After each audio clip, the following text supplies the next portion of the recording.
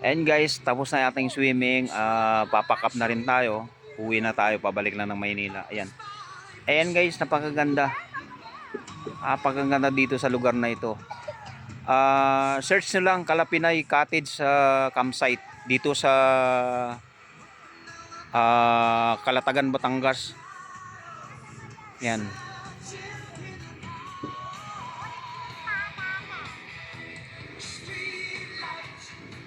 Corals yan banda dyan. Napakaraming isda. Sarap magkipaglaro do sa isda. Yan.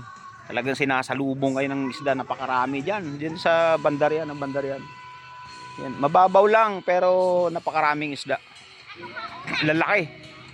Samot-saring isda. Matutuwa kayo. Ganda dito guys. Ganda. Yan. Kalapinay Cottage campsite, Parula, Calatagan, Batangas. Yan. Yan, kuhanan ko lang yung buong area. Yan. Yun yung main interest, tabing highway lang ito guys, tabing highway lang.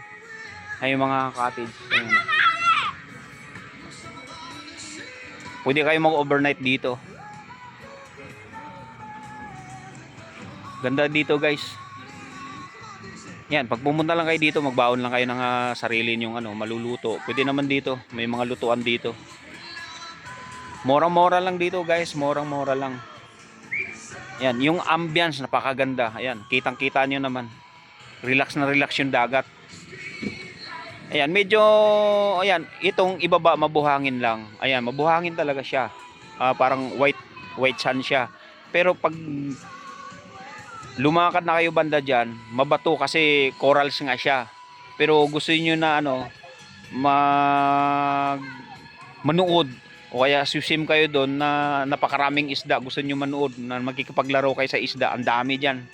Nga lang, siyempre may bawal dito, alam mo na, ang LGU mahigpit din sa pag lumayo ka na ng gusto, dapat hanggang doon lang, mayroong boundary ko hanggang doon lang. Pero kailangan dito mayroon kayong baong kamera na pwedeng ibabad isisid sa tubig para makita nyo yung mga isda na napakadami sa ilalim. Napakaganda.